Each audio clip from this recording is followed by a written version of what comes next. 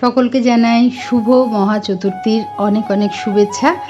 আজকে সকাল থেকে আমি আবার একটা নতুন ব্লগ শুরু করছি আর তোমাদের সাথে আমার সারাদিনের কিছু কিছু অংশ শেয়ার করব। আর আমি যথারীতি বাগান থেকেই করি, কারণ ছাতেই আমার সকালটা কাটে, ছাতেই এসেছি।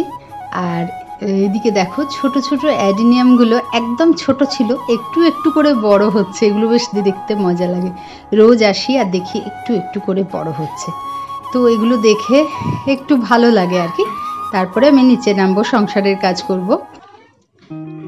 রান্না করছিলাম, করতে করতেই ভাবলাম কোকোরটা আগে করে নিই, কারণ ওটা ঠান্ডা হওয়ার ব্যাপার আছে। ওর ওই চিকেন তার সঙ্গে কিছু সবজি টবজি দিয়ে না একটা স্টু মতো করে দিই। একটু একটু বড় হচ্ছে তো এখন, না খুব দুষ্টু হয়েছে জানো তো, একটু তেল একটু মশলা না দিলে আর খেতে চায় না। তো যাই হোক ওর একটু মুখরোচক করে দিতে হয় আর কি, হালকা করে যেটুকু হবে আর কি সেটুকু করে দিলাম। এদিকে মাছ ভাজাটা বসিয়েছি আর কি। আর এদিকে তোমার চিকেনটা ম্যারিনেট করে রেখে দিয়েছি, আজকে আর করবো না, ওটা কালকের জন্য। আর এদিকে মাছটা ভাজতে ভাজতেই ভাবলাম যে সিঙ্কে যে বাসনগুলো আছে ওগুলো একটু ধুয়ে নিতে, রান্নাঘরটা একটু পরিষ্কার হবে আর কাজ করতে করতে করলে সময়টাও বেঁচে যাবে। আমাদের তো এইভাবেই কাজ করা সব সময় হয়ে ওঠে না, কিন্তু যখন করি একবারে করে নিই। সময়ের সাথে সাথে না মানুষের মনগুলোও যেন কেমন পাল্টে যায়। আর কে বলবে যে আর 2-3 দিন বাদের থেকে, 2 দিন কেন বলবো, আমাদের এখানে তো মোটামুটি বোধহয় খুব সম্ভবত কালকেই ওপেনিং, কালকের থেকেই মাইক ফাইক বাজবে, লাইট তো অলরেডি সেট হয়েই গেছে, কিন্তু সেরকমভাবে না মনেই হচ্ছে না। আর যখন আমরা ছোট ছিলাম তখন দুর্গা পুজো মানে বোধহয় 4-5 মাস আগের থেকে আবার কাউন্ট করা শুরু হয়ে যেত যে এই আসছে এই আসছে। সবটাই নির্ভর করে সময়, পরিস্থিতি, খানিকটা বয়সের ওপর। আর এদিকে ফ্লিপকার্টে আমি একটা প্রেশার কুকার অর্ডার দিয়েছিলাম, সেটাই এসেছে।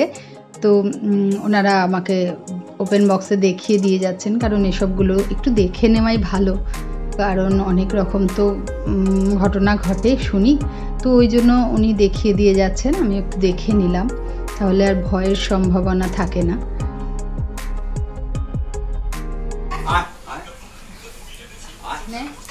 দেখো কোকোর অবস্থা দেখেছো, দেখো দেখো কোকোর অবস্থা কি কান্না করছে, দেখ দুষ্টুমি করছে যেই আমি এসেছি। ওই দেখ বাবা রে কি জোরে পড়লো, দেখ তো লাগে না কি রে।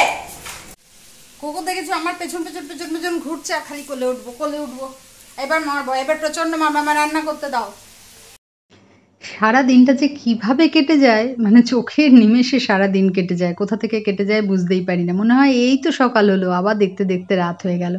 যাই হোক, এখন বাজে 8:30, আমি রান্নাটা সেরে নিচ্ছি আর রুটিটাও এখন করে নিচ্ছি। ক্যাসারোলে রেখে দেবো, রুটিটা গরমই থাকবে, কিন্তু সেরে নিয়ে একটু বসবো, একটু মায়ের সঙ্গে মেয়ের সঙ্গে সবাই থাকে এই সময়টা, সকলের সাথে একটু কথা বলবো, তারপরে খাওয়া দাওয়া সারবো।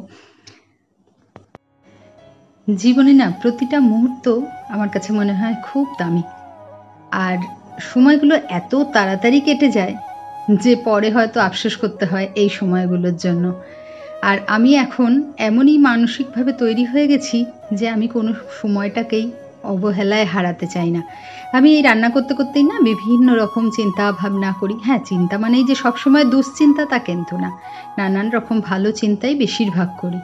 নানান রকমের প্ল্যান প্রোগ্রাম সাজিয়ে রাখি, বা হয়তো কোনো রকমের ভালো কাউকে কিছু পরামর্শ দেওয়ার ব্যাপারে কেউ যদি সাহায্য চায় সেইটা নিয়ে হয়তো চিন্তা করি যে তার কী করে ভালো হবে। বেশিরভাগ চিন্তা করি তার কী করে ভালো হবে, এটাই বেশি চিন্তা করি। আর এখন এমনই হয়ে গেছে না, সত্যি বলতে কি জানো তো, আমার মনে হয় যে ডাল খাই নুন খাই ফ্যান ভাত খাই যাই খাই না কেন, মানসিক শান্তিটা ভীষণ জরুরি। হ্যাঁ, অর্থটা জীবনে অবশ্যই জরুরি, কিন্তু অর্থটা সব নয়। আর একটা জিনিস সব থেকে মানুষের জীবনের ধ্বংসের প্রধান কারণ হলো অহংকার, যেটা জীবনে আমার কোনোদিন ছিলও না, কারণ আমার কিছু নেই। অহংকার করব কি নিয়ে? আমি তো জন্মেছি খালি হাতে, কি নিয়ে আমি অহংকার করব? আমার কিছুই নেই। এইটা যবে থেকে আমি ভাবতে শুরু করেছি তবে থেকেই আমি খুব ভালো থাকি। ঠিক আছে, চলো আজকের ব্লগটা এখানেই শেষ করছি। ভালো